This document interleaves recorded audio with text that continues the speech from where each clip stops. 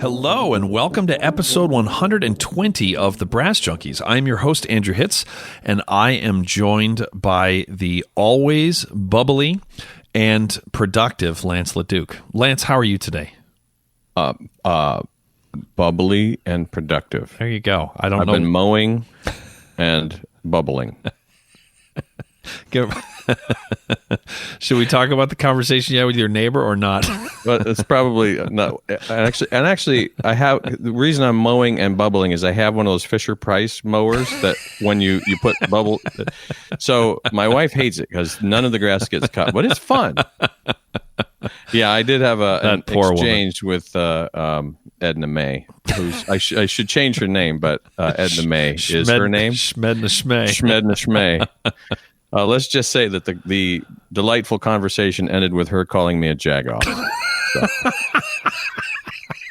In a nutshell, she's mad that we had a tree in our yard, and then she was afraid it was going to fall on her house. It was not funny, I guess. But the tree person that she hired assessed the tree, said that the tree was fine, and it was in no danger of hitting her house. She then offered to have the tree removed at her expense, which we said was fine. Now we have to look at her house. So we added a smaller tree, like more of an ornamental, we'll get about 30 feet tall.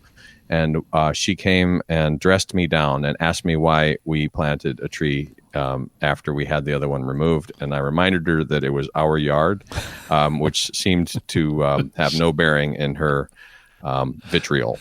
And she called you a jagoff. And it had no impact on my inability to not act like a jagoff. I have to talk myself out of calling you that every episode. So I feel Schmednum Schmay's pain. Schmednum Schmay. That's it. All right. Well, we are going to highlight some of the earlier and interviews that we feel are more important. Some that happened before a bunch of you were regular listeners. And today's is a really good example of that, and that is the interview that we did with Colin Williams of the New York Philharmonic. And I knew a bunch of this story, but I didn't know all of it. As you're going to hear, Colin and I grew up together, and we played in youth orchestra together. And he has obviously found amazing success within the music business, but he dealt with a very serious injury to his chops, and he was very honest about the rehab and about the toll that took on him. And I found this interview really empowering. It was really, I feel very fortunate in that this, I was going to say, it feels like a jagoff thing to say, but the body of work, this is episode 120, and this is almost 100 episodes ago, but the number of times people have felt comfortable enough sharing these really potentially career-ending, life-altering experiences and talking about how they overcame them. Those are some of my favorite episodes that we've done because then it really feels like we're providing a service other than just amusing each other. So I was just so grateful that he was willing to share this story. It's mind-blowing to me. Yeah. Well, at least you're amusing someone because you're not amusing Schmedna Schmay. So I will. Schmedna is not so schmabby. No, not so much. So there's a running joke here that my son, whenever when he wants a hint for something for years now, I will just say the exact word except just add like schma at the front of it. So we're going to see a friend. Oh, which friend? Give me a hint. And I'll say Schmeethan. He'll go Ethan. Like he figured it out. So, which is very cute. He's just started kindergarten. He actually and he is already like, wait, Daddy, why do I have to go to school every day? And I'm like, well, talk to the Commonwealth of Virginia about that, kid. So, because they've got strong opinions. So. Who knew? Who knew? Speaking of strong opinions, I strongly want to thank Parker Mouthpieces for providing the hosting for the Brass Junkies. Parker Mouthpieces offers fine, customizable component mouthpieces for horn, trombone, euphonium, and tuba, including the Andrew Hitz Artist Model Tuba Mouthpiece and the Lance LaDuke Model Euphonium Mouthpiece. You can find out more at parkermouthpieces.com or follow them on Facebook, Instagram, and Twitter. Andrew... What, Lance? Andrew, I was trying to think of a take on the Ed McMahon, like, how blank were they? And Yes. I'm not fast enough, so that's why I froze. So yes, Lance, please tell me. The Mary Papert School of Music at Duquesne University is a fine institution with some absolutely rock'em sock'em brass faculty, and they are sponsors of the show and have been. They were our first sponsor, weren't they, or was Parker first? They were among the first. Parker was first, yeah. Parker was first, Yeah. and then the Papert School. So what they've done is they've created a special page for listeners of the Brass Junkies. If you click on the link in the show notes below, you'll be able to check out all of the amazing faculty, the performance opportunities, and what it's like to study at Duquesne. So we would like to encourage you to do that. And very, very special thanks to Shmim Shmova for making that possible. Hey, that was pretty good. See what I did there? Yeah, I did see what you did there. That was pretty funny. Usually I just laugh because I feel bad if no one laughs, but that was actually pretty good. So, Titter, titter, guffaw. thank you to everyone who has gone to iTunes or to Apple Podcasts or to wherever you get your Brass Junkies fix. Thank you so much for leaving a rating and a review. Thank you for subscribing. Thank you for telling a friend, and also thank you to all of the Brass Junkies listeners who have checked out my other podcast here on Pedal Note Media, The Entrepreneurial Musician. I just released last week. I released a really fantastic interview with David Reynolds Jr. And the reason that he is a junior, the whole thing starts. It's a very funny opening because there is someone else by the name of David Reynolds who was born on the exact same day, not just the date, but the day, and who's a really bad dude who's wanted for a lot of things. Wow. Yeah, and he has to like fly with like a letter, like saying, "I'm not that dude." Like, I'm not the dude who owes, like, child payments and, things like child support payments and things like that. Yeah, it's, but he's a fascinating story of how he's created this group called Vienna Jammers and this percussion group that he in order to serve his charity better, he learned how to build marimbas himself. Like, there you go. Yeah, right?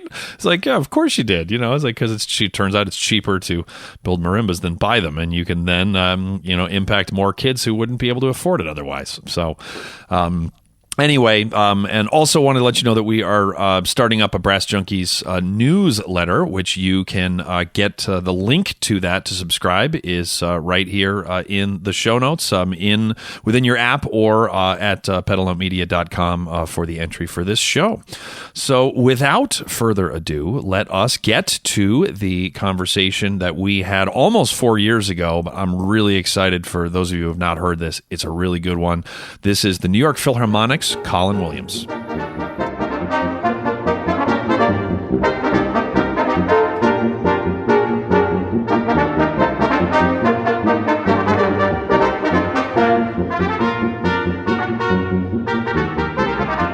I actually have known our guest since we were in high school together playing in youth orchestra. And he has my orchestral career kind of tapped out there, and he's ended up in the New York Philharmonic. So, but I'm sure that he's still be a lesson, children. Yeah, exactly. I'm sure that the highlight of his career was still playing with me in Gypso, but I'll let him tell you that. It is our guest today is Colin Williams, the associate principal of the New York Philharmonic trombone section and the newest tenured member of the New York Philharmonic. So, congratulations. And how are you this morning, Colin? I'm doing great. It's actually funny that you're telling a story about that Mahler 2 that we played together in Gypso. I actually have a very specific memory of you from the concert for that thing. Uh-oh. Yeah. So, it wasn't wearing pants. It was actually awesome. So I'm like a sophomore in high school or something like that. And I'm all freaked out because they asked me to play with the big boys in the senior orchestra because they needed that extra trombone part. So I'm sitting there on third trombone and I'm just like, oh my gosh, this is like the coolest thing ever. I'd never heard Mahler before. And it was one of these things where it's like, wow, this is just ridiculous. So there's a big passage in the last movement. He's like da da dee da da dee da da. Big low brass moment. Everyone's playing out as much as they can. As the build up is going on in the concert, Andy leans over. He's like, "All right, boys, here we go. Get ready." And I'm like, oh my God, this is it. This is like the coolest thing that's ever happened. It's about to happen right now. And I have no idea what it sounded like, but I do remember being super excited about it. So there you go. You actually have like a very legit part of like one of the reasons I went into music was because of discovering Mahler 2 from that performance. And I always think about that actually whenever I tell people when I went into music, or why I went into music. It came from Mahler 2. Yeah, that was so, and when we played together. That was truly an incredible what an incredible night that was. My goodness. Yeah, that was the principal trombone. What? Andrew was like, wait for it, and then he went for you to have him pull your finger. Yeah. But that was back then, probably. Yeah, that very plausibly could have happened. Yeah. That I won't rule that out. Yeah, I won't rule that out. So, yeah, the principal trombone in the orchestra that year was Jared Vermette, who's been the principal in the Hong Kong Philharmonic for a long time. So. Yeah, it was David Gordon, who's the principal trumpet in the Seattle Symphony, was in the trumpet section. That was a heck of a band that we had there. That was. Mark Demalakis was playing in the percussion section. Yep. He's principal percussionist in Cleveland now. Yep. We had wasn't Jess Phillips playing too? She's over Claire playing clarinet. Yep. There were some players back. Yep. Yeah, I thought that I was like, oh, cool. I'm going to get to play with these kind of players all the time in orchestral settings. It turns out not, but Colin does. But anyway, well, very cool. So, Colin, where did you? We've started at high school. So you ended up going to Juilliard. Is that correct? Yeah, I did. I did 2 years of undergraduate work at Manhattan School of Music, where I studied with David Finlayson. That's right. And then I transferred to Juilliard for 2 years, where I studied with Joe Alessi. Mm-hmm. And then I went from there. I got the job playing principal trombone with the San Antonio Symphony. And so I moved out to San Antonio. I was there for 3 years before going to Atlanta and playing principal trombone there for 12 years after that. Wow. Which then brings me to New York, which I just came up here 2 years ago. So that's sort of the most brief version of everything since college that I could give you. So what was it like studying with Joe Alessi? We ask you, and Dave's incredible as well, but Joe is a former guest here on the Brass Junkies. What was it like? And also, of course, you're sitting next to him now a lot of the time, or filling in for him. What was it like studying with him, and what's it like playing with him now as a result of him being your teacher? Well, it's been really interesting to go through all the different versions of having a professional relationship with Joe. Starting off with being just a straight up student in high school taking a lesson, then being one of his students at Juilliard, and then sort of moving out to being a professional colleague in the greater extent of thing, where we're both working professional musicians, and then finally coming around to being a colleague in his section. And one thing that I found to be really remarkably consistent looking back at the whole thing is that the way that Joe teaches, he really is holding everyone at all of those different levels, whether you're a high school kid starting with them or whether you're a... Hey, Colin. He All right, 3, 2, 1... Well, it's been really interesting working with Joe in a lot of different, iterations, coming all the way from, being a high school kid all the way to actually being his colleague in the same orchestra. One thing about the way that Joe teaches is I think he holds everyone, to the same standard that he holds himself. And so obviously there's some context. He's not going to expect a high school kid, to necessarily, sound like he has all the experience that Joe himself has, like if he's playing the Mahler 3 solo or something like that. But, he tends to be really demanding, just as demanding of you as a student as he is of himself, So I think some people have this idea that Joe is really stern or mean or something like that. That's what I always hear kids talk about when they're all nervous. They're telling me that they're going to go play for him.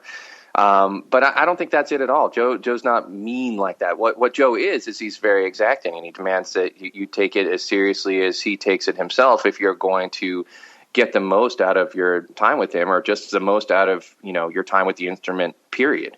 And I think that's actually a really great thing. Watching him go through his career, he never stopped learning. He's been a great teacher, but he's also remained a really open-minded student, and gone on to study jazz, gone on to study all kinds of other ways of playing. Obviously, a prolific soloist. So it's been really it's great. There's an amazing consistency through all the different levels of interaction that you could have with him, and I think that's one of the things that makes him who he is in terms of being sought after and regarded as one of these foremost pedagogues.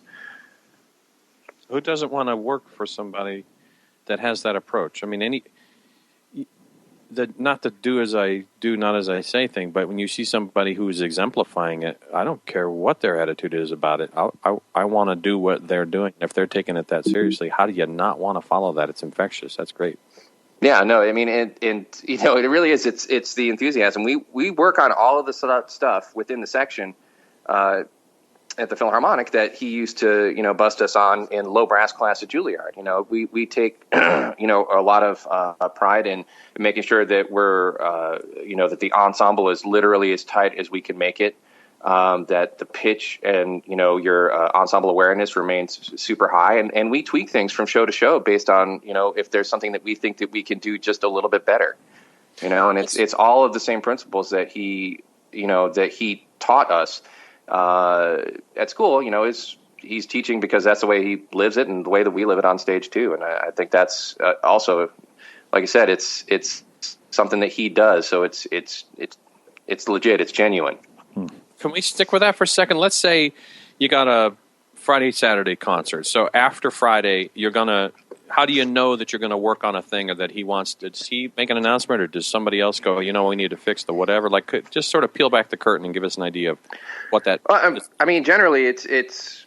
I mean, Joe's the principal, but we're all very much, in terms of the product, we all have things that we can suggest or talk about, or things that we can run again.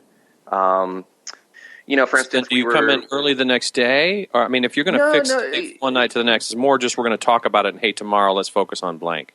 Exactly. During rehearsals, we'll take time during breaks, or we'll stay around after. And every so often after a concert, we'll stick around to work on something if there's something we really want to make sure that we are on the same page about. But for the most part, if we just usually – we'll talk about something that if it happened the night before, that we'll try to adjust for the following night. And everyone's aware enough to be able to make those adjustments. Whether it's we were talking about something most recently in Church Windows, where maybe we're thinking about during a piano section to thin out the texture just a little bit more to make some more room for the horns. That was a discussion that was had recently, but was not something that we're necessarily going to come in early for. I think it's just an awareness when we're in the show tonight. Now, you've played in, I don't know, dozens of sections, and it sounds like the things that you're doing now are cool and special, and I don't know if they're unique, but what, other than what you just said, in what other ways is participation in this section different than it was in Atlanta or San Antonio, or as a student, or in any other circumstance? What are the things that are different? Either better, or I don't mean better or worse. I just mean this is the state of the art as far as most people think. And so, what is it that you folks are doing that is different than those other sections that you've experienced? Well, it's not so much that the New York Philharmonic section itself does anything particularly, I guess, unique. One of the things I really like about this section, though, and part of it is a byproduct of the job. It's a very busy job as an orchestra goes. We have a lot of concerts. We spend a lot of time together. And so we play together as a section more than I have in any of my other jobs, just because we're on stage quite a bit more. So you're playing through all of those hours over the course of the season. Really, you mold to each other more easily than you do in some of the other jobs that I've had.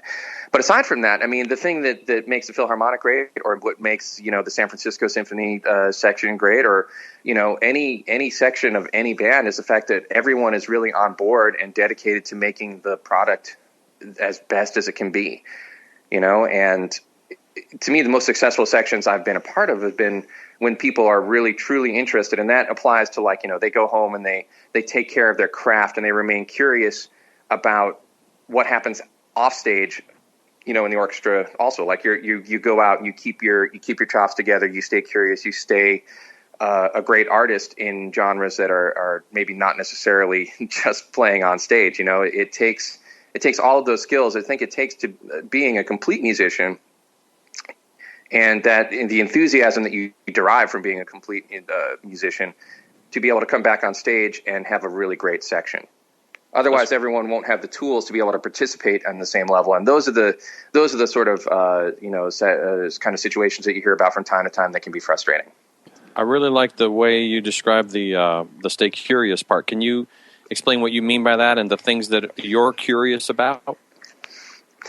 Well, in terms of staying curious, I mean, it's really easy, I think, when you're, if you're in a really busy part of the year or something like that, or you've been playing a job for a while, or whatever your routine is, you stop going out and listening to things. You stop going, on iTunes and buying a random CD of something. You stop listening to other genres of music.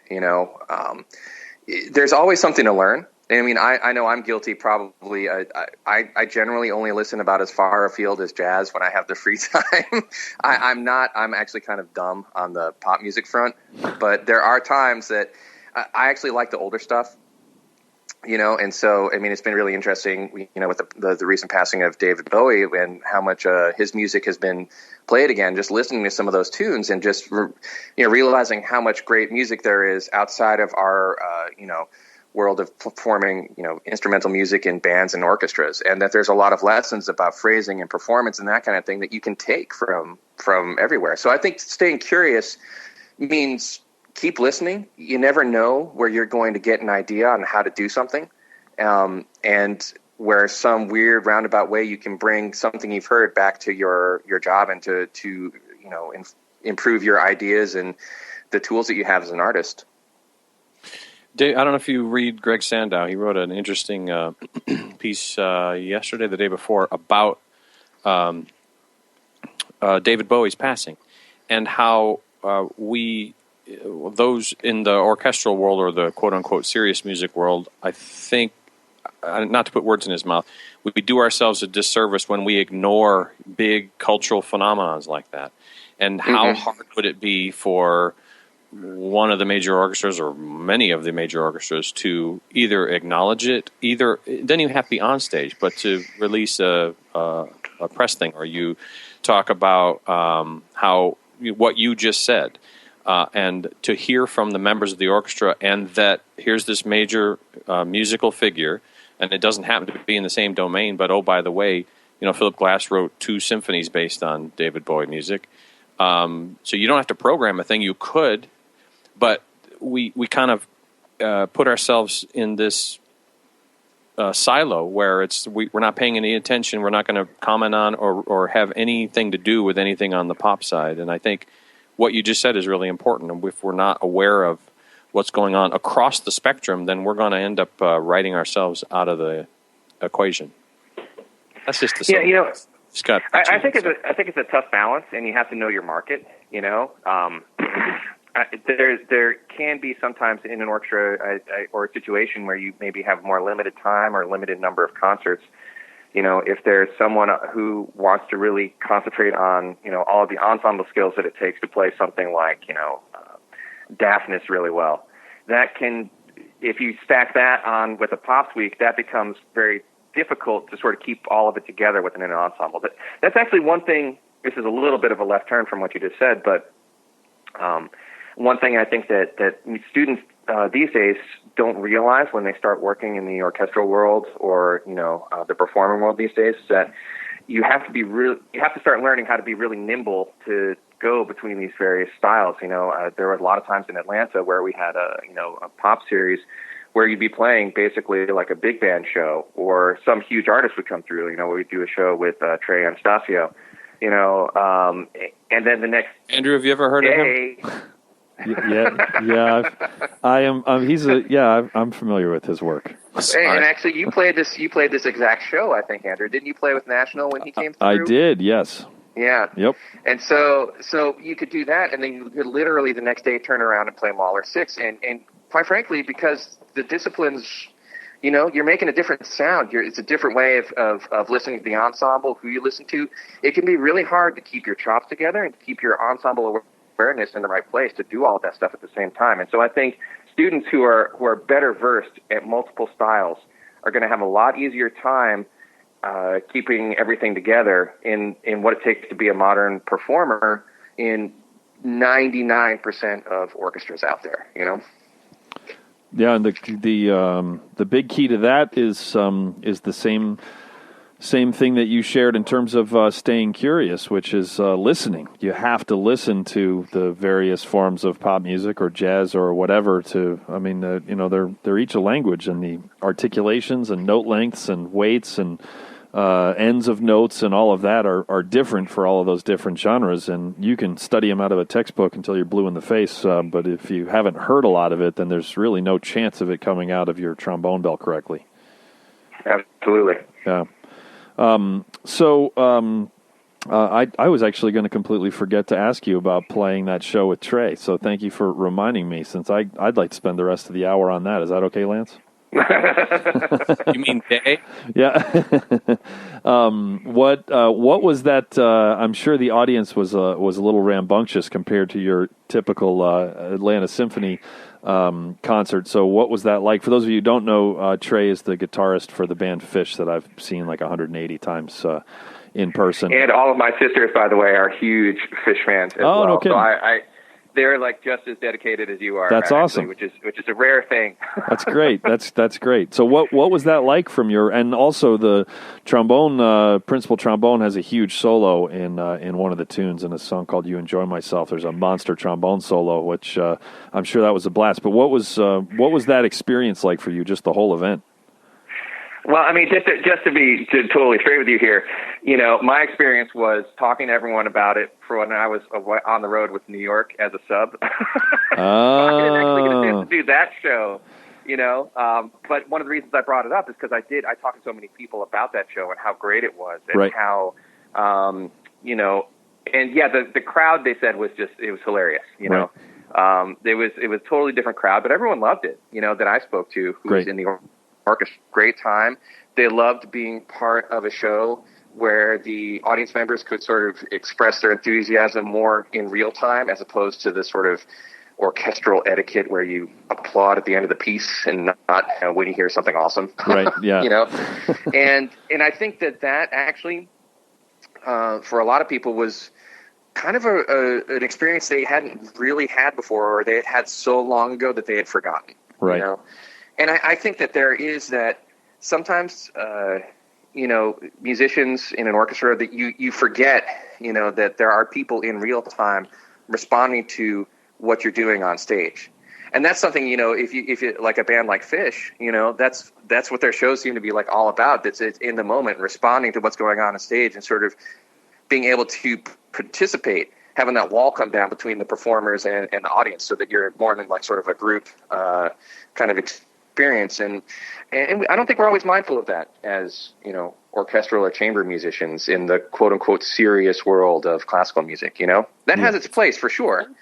But I think we need to find ways to acknowledge the fact that is happening more sometimes. See, this is exactly what I was trying to get at with the David Bowie thing. You don't have the New York Phil doesn't have to play a Bowie tune to acknowledge it. You don't have to just play with Fish to acknowledge it. I think the industry, if you want to call it the orchestral industry, we need to. I think we have an opportunity to acknowledge it on the website or in the social media and say, "Hey, it just so happens that our harpist was a huge David Bowie fan, and here are their reflections on blah blah blah," and that can be enough.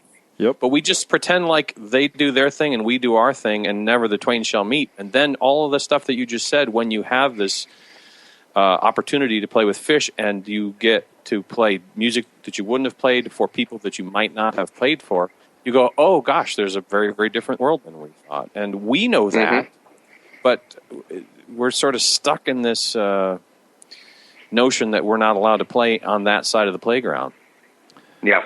Well, and we all grew up around the atmosphere of that you could be in middle school and could be seeing the Boston Symphony, which we both saw growing up, like playing Mahler 1 and the first movement, the horns explode and and it's awesome, and that we just sit there and very quietly, like get really excited and then wait for another 40 minutes to be able to, yell and clap. We grew up around that, so it's not weird to us, but I think a lot of other music fans that are just not used to doing that, when someone plays an incredible jazz solo, you clap and scream right after it. At a rock concert, you clap and scream during it. And neither is better or worse. There's no value judgment there. It's just I think that the classical etiquette thing, getting glared at in between movements. If you glare at someone for clapping in between movements, I will put a value judgment there. You need to get out more. It's just kind of it's a weird. It's got to be a weird experience. It's always refreshing and not at all surprising coming from you, but it's always refreshing to hear such accomplished orchestral musicians. It doesn't get much more serious than being a member of the New York Philharmonic, in terms of credibility in academic circles. I mean, it doesn't get any more credible than that. And to hear you talk about this is great.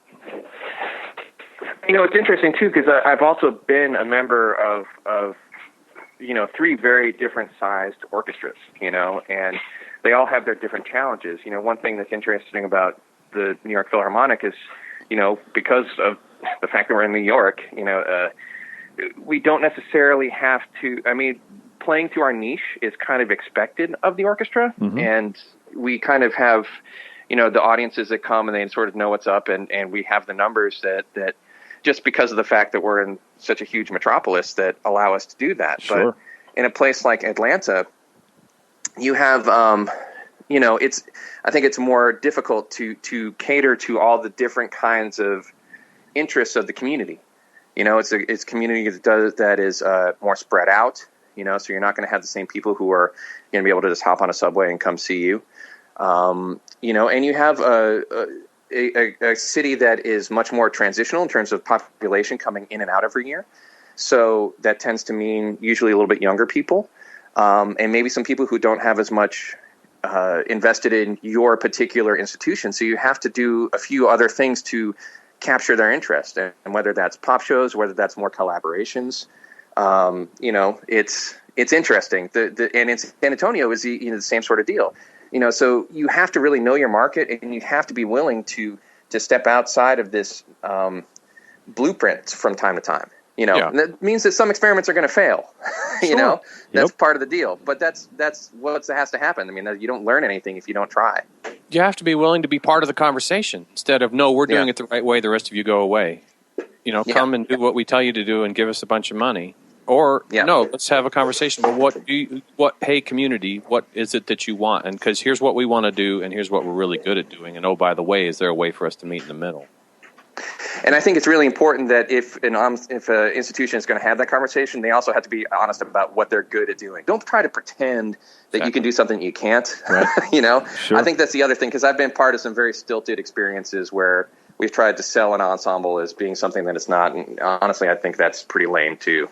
Everyone comes away feeling bad from that. Oh, you're exactly right. Yep. That's exactly right. If you're not genuine, then anybody's going to see through that pretty quickly. Yeah, so absolutely. So not too long ago, the Atlanta Symphony, and you had just left, I believe, at this point. Correct me on the timeline if I'm wrong, but went through some pretty tough labor negotiations, and I remember that you were quite vocal about the whole process in support of them, et cetera, on Facebook, and I didn't know if you would be comfortable commenting just on that. And there was a happy ending to everything, but it got a little, to say the least, got a little contentious there for a while. Well, yeah, with Atlanta, there were 2 lockouts. There was one in 2012 and then one in 2014.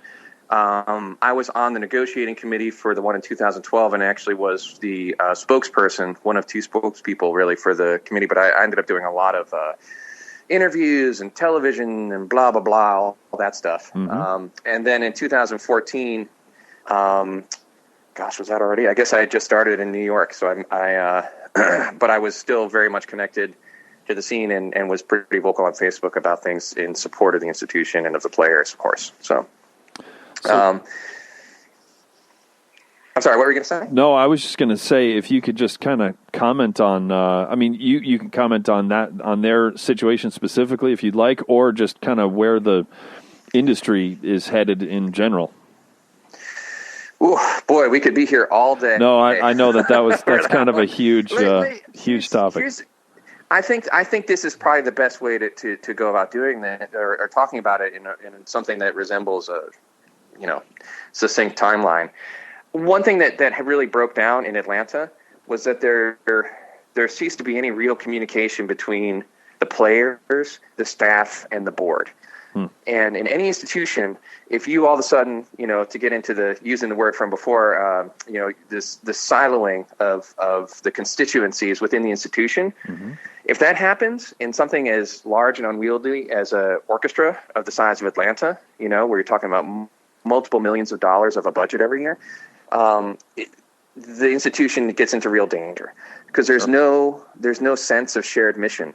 So talking about doing experiments or trying to figure out what your community's needs are, there's no way to really marshal everyone's expertise to figure out what that even is. You end up as a player feeling like you're getting these fiats from management telling you to do all these things that you don't believe in. Management could look at it and feel like the players are being intransigent. They're not willing to work on their ideas. As a board person, you could just wonder why everyone is messing everything up and not respecting the fact that you've given money to the institution. And the whole thing kind of falls apart. And in Atlanta, let me think about how to best phrase this.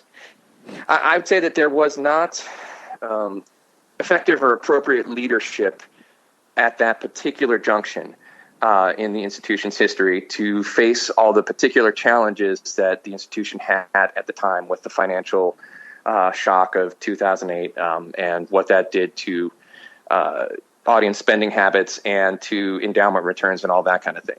Since then, one thing that has been amazing for Atlanta is that they had someone come on board named Terry Neal, who was a former CEO of Coca-Cola, I believe. And he came in and he, as a great leader, recognized that was going on and got literally everyone on board.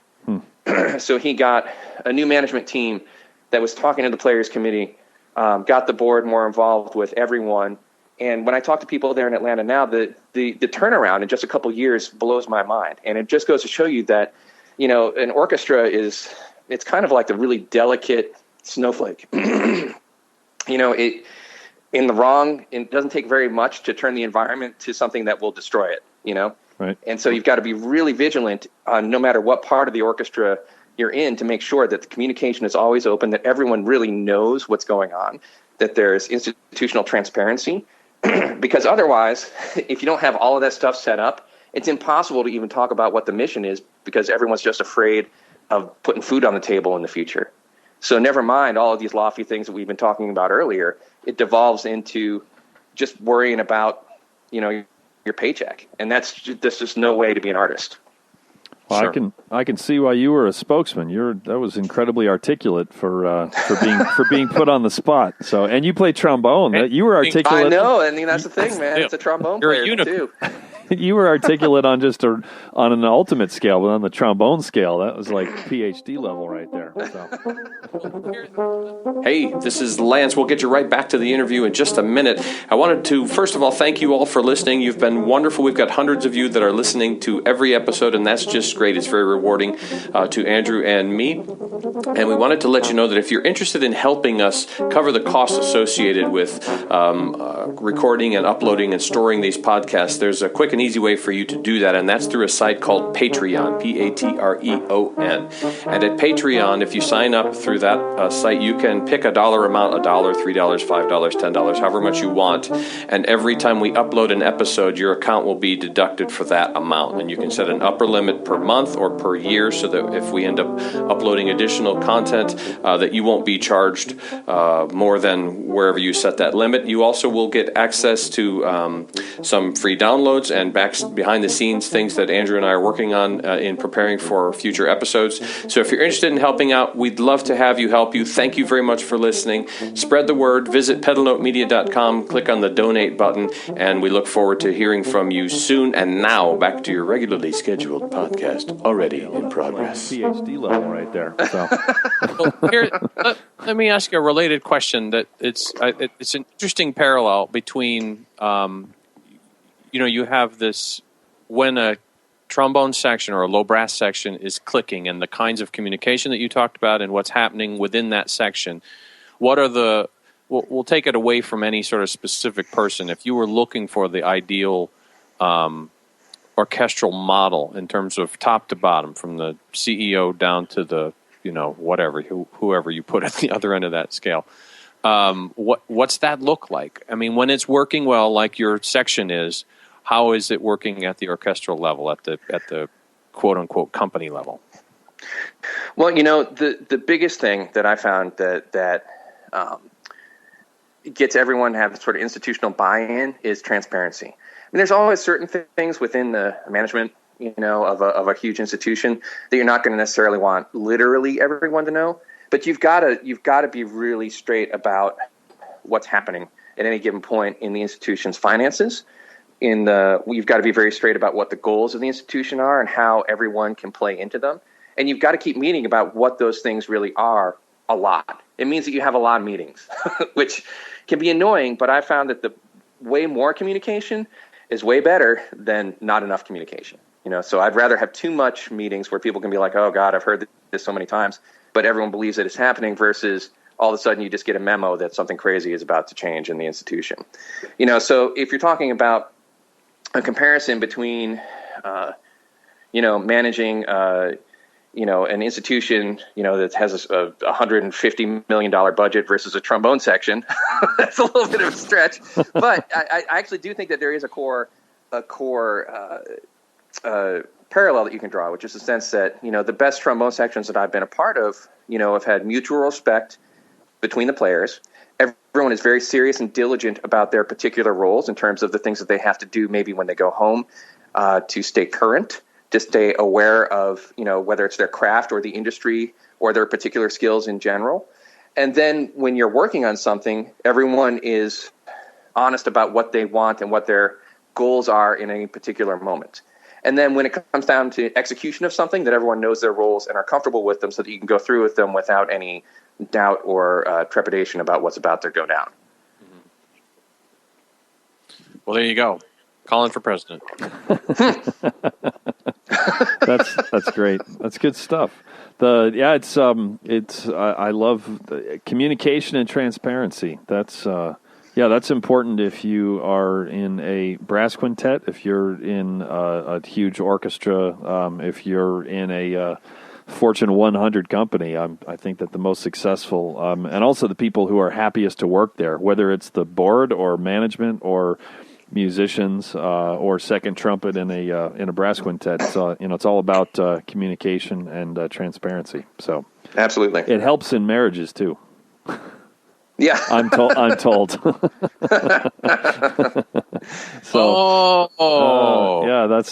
That's where you went wrong, Lance. Yeah, we had every few episodes we make fun of Lance's divorce. So, I didn't even know. So yeah, well there you go. See, you didn't even send him condolences, man. Yeah, I'm sorry, man. If it was Colin, if only I had known. All right, if only I had known. Yeah. I guess awareness is the first part, right? Yeah, exactly. You can't be a good communicator if you don't even know the situation exists. So how old were you when you won the San Antonio audition? Young, 22. So How did that work? Not that you're the first person that's ever won an audition at age 22, but that's awfully young. What was that experience like? Honestly, I had no idea what I was doing. I mean, all of a sudden I went from, playing low brass class to like trying to play, Shostakovich 5 or something, followed by like a pop show. I mean, I had some experience with that stuff, but not very much. And really trying to learn how to play within the ensemble, who to listen to, how to listen, how to navigate the strange social animal that an orchestra is, where you have people as young as 22 and people as old as 70-something all sharing the stage. And how do you, as a young person, who's in a leadership position, how do you, quote unquote, lead while still paying the proper deference and respect to your colleagues who have had much more experience than you?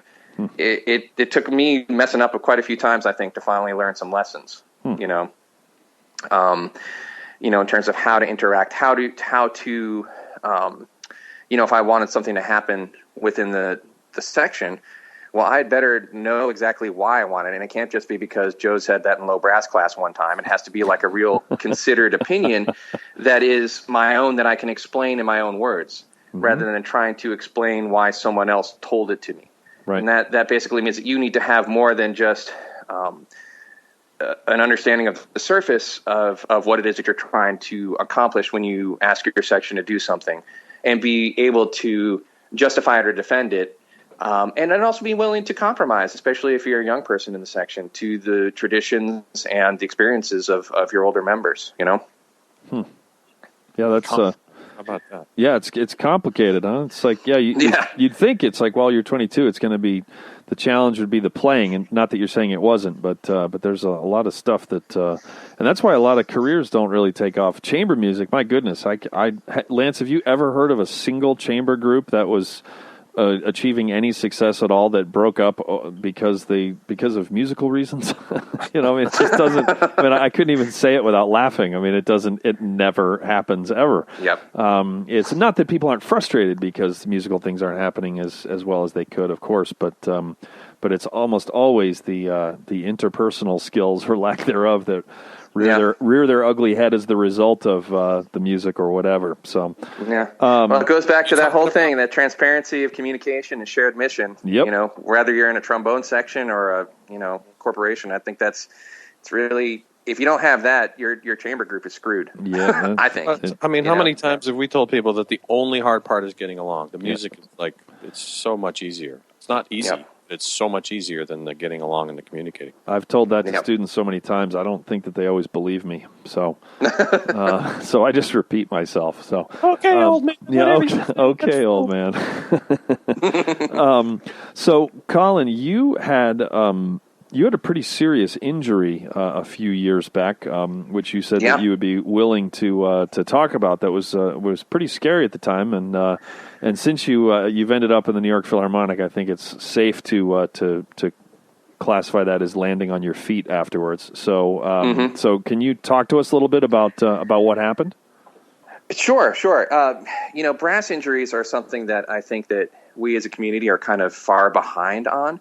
With string players, they're much more open about some of the things that go on with repetitive use injuries. Wind players too, and I think because of that, they have a much better idea for what to do if something goes wrong or something goes awry, or even how to start recognizing symptoms of overuse and that kind of stuff. We in the brass world, I think it's a little bit like, it's like you have cooties or something. No one wants to be near you or talk about it or have anything to do with it. Sure. If they start hearing that there's some chop problems, because we don't have a lot of experience as like a community as to like how to deal with these things. And they're also very weird and complicated and kind of strange sometimes, So I'll just talk about my own personal experience, which was my particular injury was a partial tear of the orbicularis oris. So that is a partial tear of the muscle that forms the lip. So if you were to look at someone's lip, for me, it was right underneath the mouthpiece in sort of a curved nature, right on the red part of the lip, that sort of defines the area where the injury happened. I remember exactly when it happened. It was it wasn't a high note. It was a loud note, but but it's right in the middle of the register of the instrument. It was the first note of the Catacombs movement of Pictures at an Exhibition. It's just a middle B, right below middle C. And I came in and I played the note, and it felt like someone had taken kind of like a white hot needle and jammed it up into my lip. It just like is this weird, incredible sensation of pain, to the point where my vision kind of got tunnel vision there for a second. Wow. It was like, wow, okay, something bad just happened. But I didn't really, because I didn't really have any experience or knowledge of brass injuries, didn't really appreciate what had happened. Now, I managed to get through the rest of the concert and actually played like another 8 weeks with this thing, but it was bizarre. I was having problems keeping my sound centered. I would get these random just jolts of pain, whether I was playing loud, soft, high, low, whatever. It would just happen at random times. I was much less accurate, but I kept playing, figuring, okay, whatever this is, okay, maybe I pulled the muscle a little bit.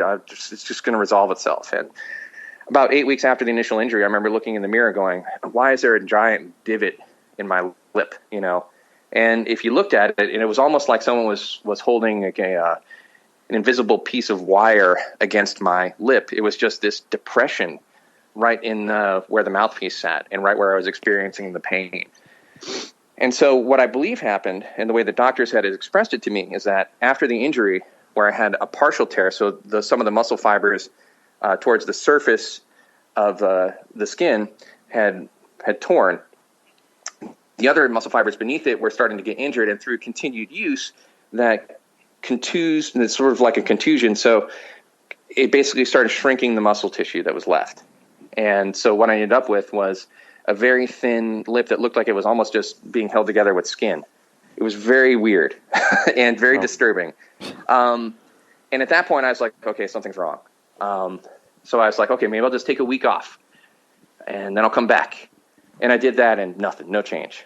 Eventually, I ended up, going and taking about 8-9 months off, something like that. And that was the first time that I felt like it started to heal. But during that time, it was extremely painful.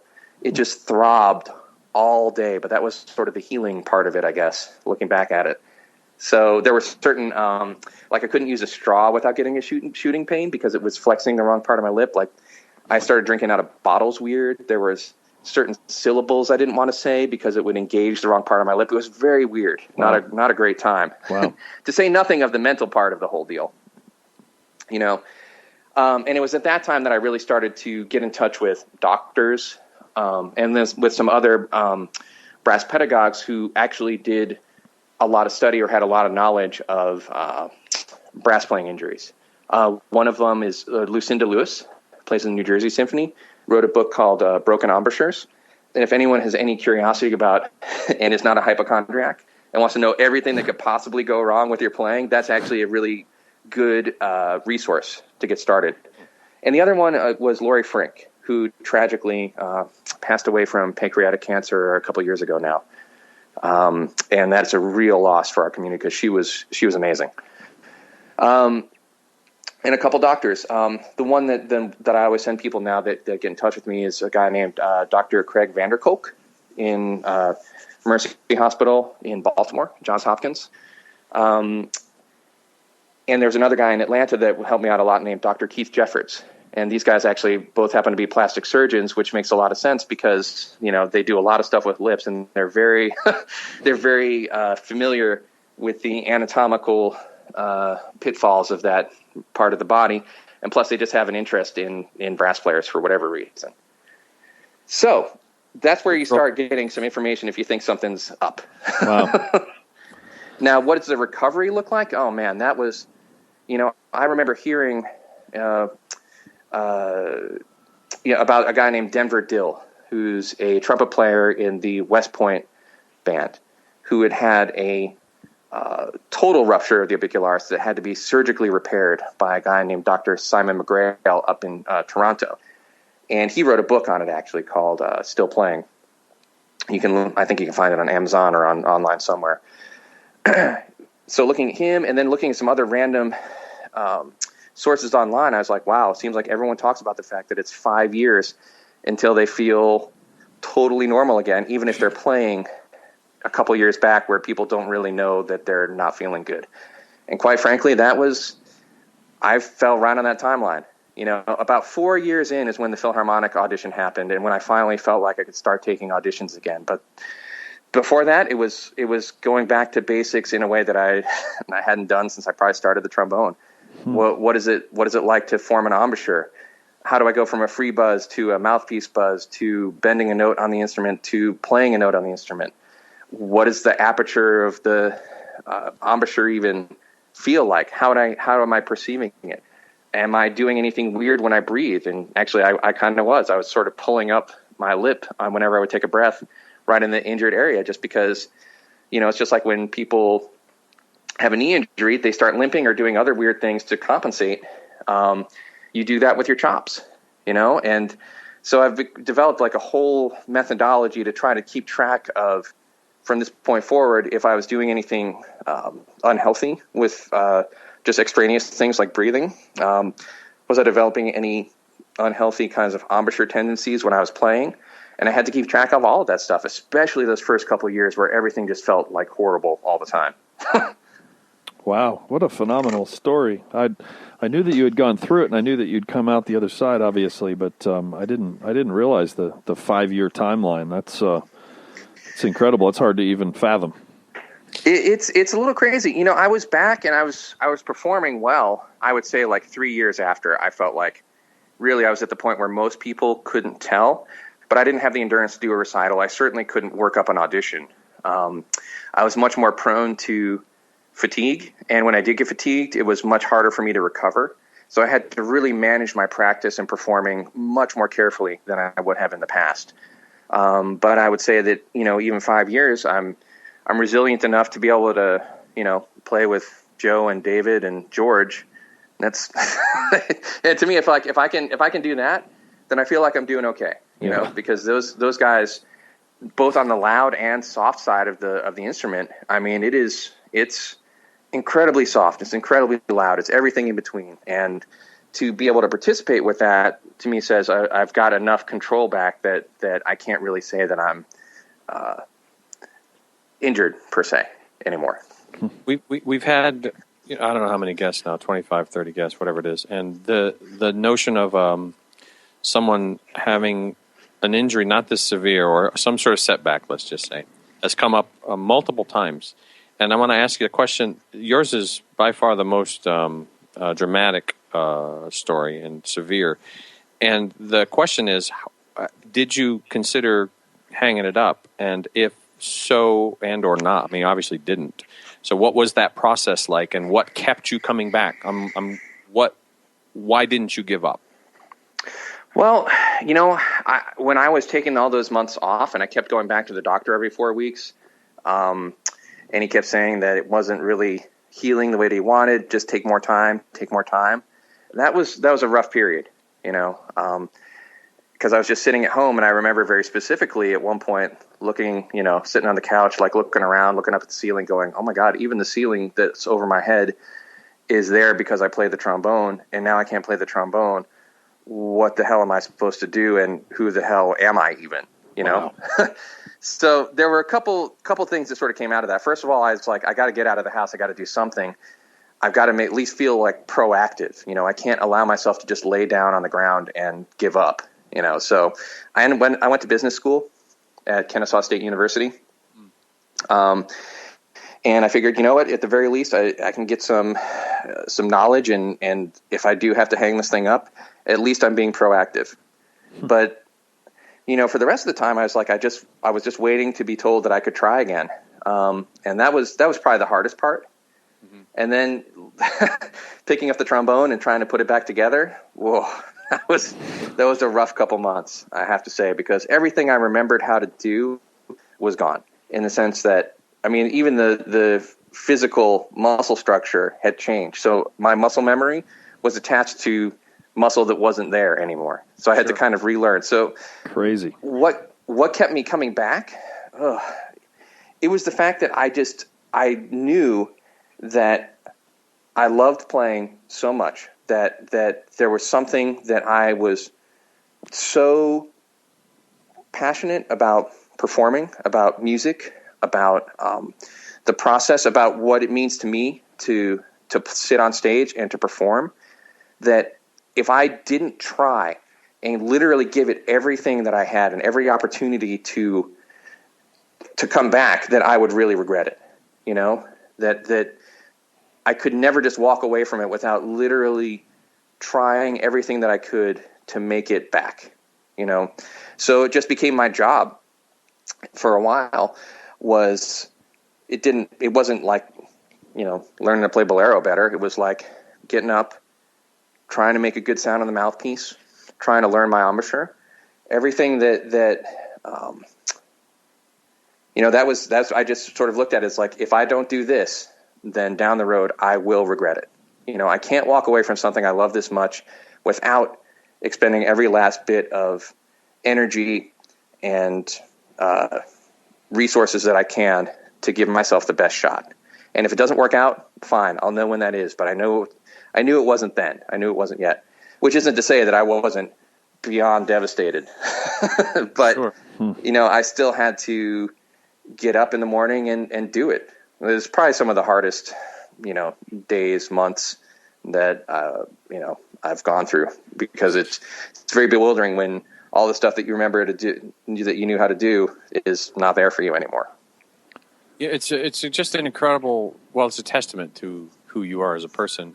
And a thought occurred to me.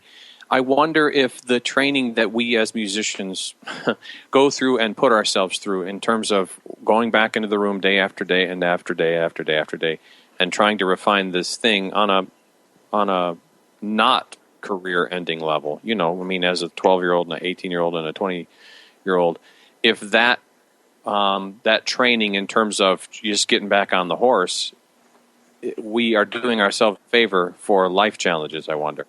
It's an interesting thought popped in my head there. I think we are, but I think that's also, you know, that blade cuts both ways.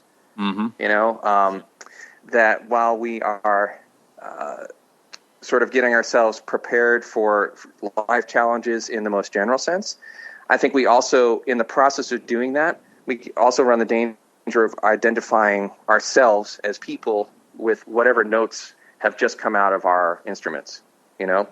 So you become the sound. You become that B flat you missed the other night, or you become that awesome high D that you played the other night. And I think that was maybe one of the most important life lessons I learned in the whole thing, is that also going through that period, I realized that, you know, I had become so obsessed with the instrument that I had forgotten who I was supposed to be as a person. So if you took that away from me, I didn't know what I had left, you know? Mm-hmm. So it became, I think I approach music and life in general a lot more healthy now, or in a more healthy way, you know, in the sense that I've taken more time to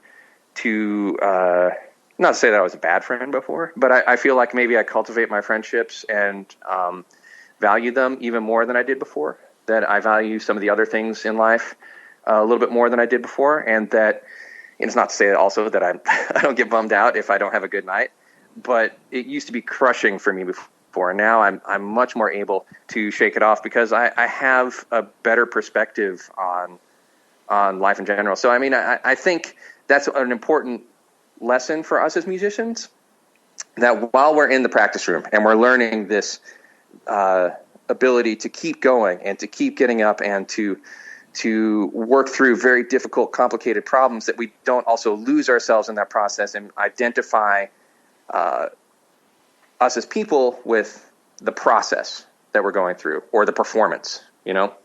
Yeah. Well, we refer to, he's a trombone player, he's a drummer, it's who you are identified as. Yeah. That's an intense story, man. It really is. It was pretty rough. Yeah. I mean, I got to be honest, I don't want to go through it again. Right. Well, it's pretty. But I learned a lot, you know, and that was actually Lori Frank. You know, when we were working on some of this stuff to get me back, you know, and I came in and played for her the first time, and I was incredibly nervous because I knew that she had heard a lot of injured players, and I was afraid of what she was going to hear.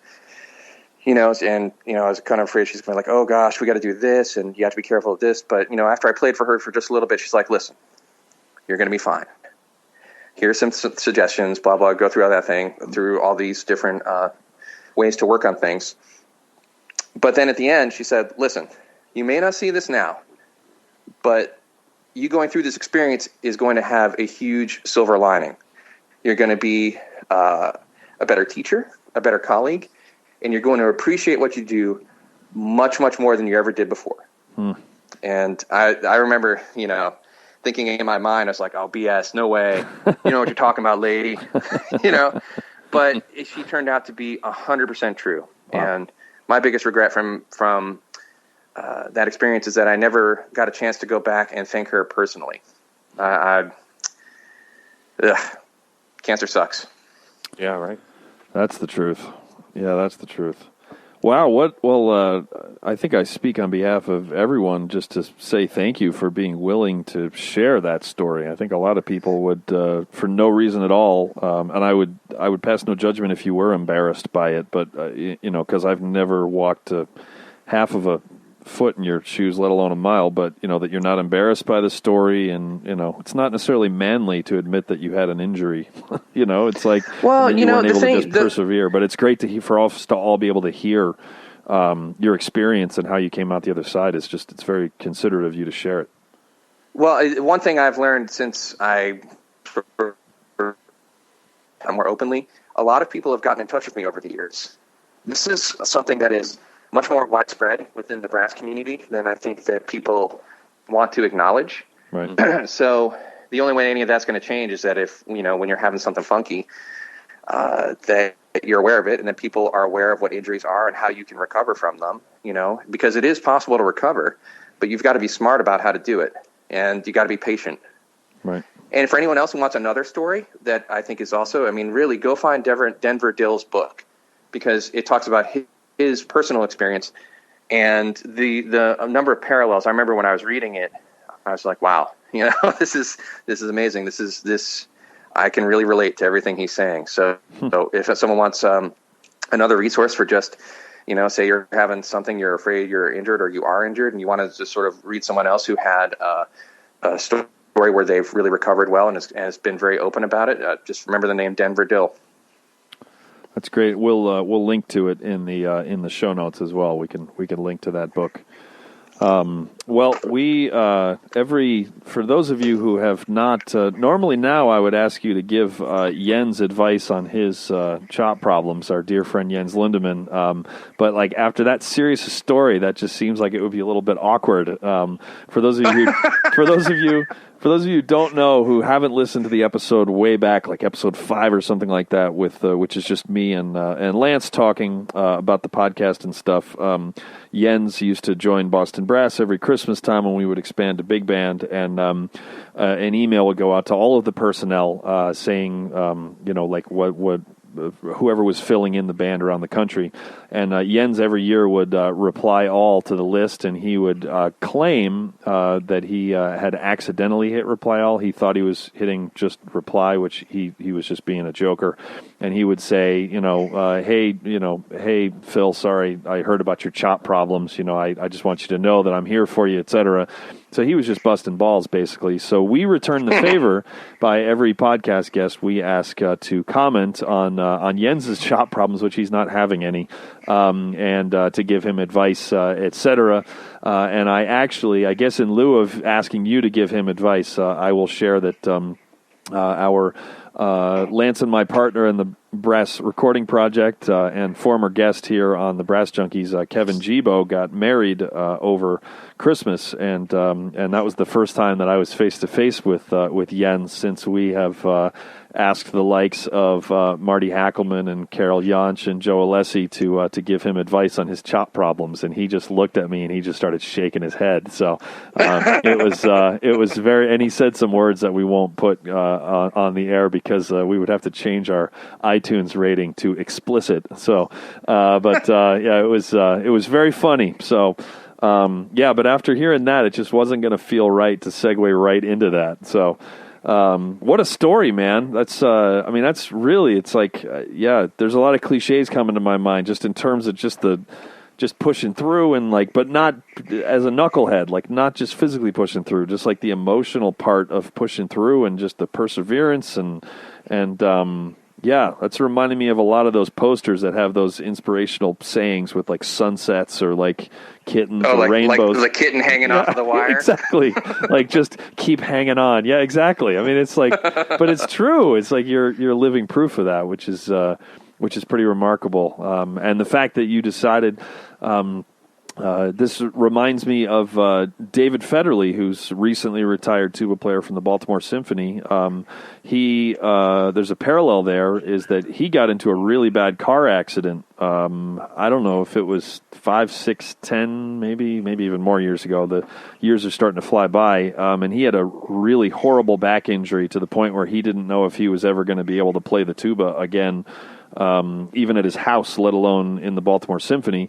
And so what did he do? He started the Baltimore Brass Company, which is still a going, very successful instrument store and repair shop, and they do a lot of online sales.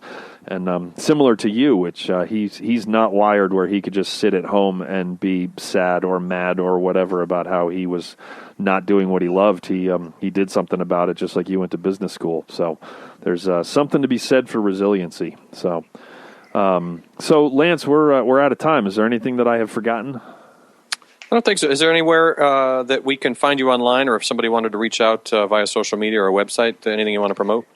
Probably just the easiest thing is just find me on Facebook. I'm actually one of these lame people that doesn't really have a professional webpage or anything like that at this point. You got a gig, man. You don't need to got the rest of that covered. You're busy making art with a white bow tie on, man. You ain't got That's time right. for websites. And the white bow tie really makes it classy. It does class up it can class up a low breast. Tails, man. I hate wearing tails so much. Listen to that. See, he's had controversy. He's had tenure for like 5 days, and he's like, okay, the dress sucks. Yeah, like yeah. I can't work in these conditions. I am an artist. I hate the rest of my section. Yeah, Joe still thinks he's my teacher. Yeah, exactly. Let's get it all out, man. Let's get it all out. That's right. Well, this has been a real pleasure, Colin. It's been great hearing your story, and again, all joking aside, congratulations on tenure with the New York Philharmonic. That's really exciting stuff, and it couldn't happen to a nicer guy. Well, thank you, guys. This has been a lot of fun. Cool, and that will do it for another episode of the Brass Junkies. You've been listening to The Brass Junkies on the Pedal Note Media Podcast Network. If you would like to hear the bonus episode featuring today's guest, please visit patreon.com/thebrassjunkies to learn how you can support the show and instantly access all bonus materials, as well as gain access to a special patron-only Facebook group. The Brass Junkies is produced by the amazing, wonderful, and truly inspirational Will Houchin. The theme music was composed by Fernando Dados and performed by Andrew Hitz and Lance LaDuke. We are at Pray for Jens on Twitter and Instagram, and have a Facebook page at facebook.com/prayforjens. You can find out more about the Brass Junkies and all the other Pedal Note Media podcasts at pedalnotemedia.com. This has been a presentation of the Pedal Note Media Podcast Network.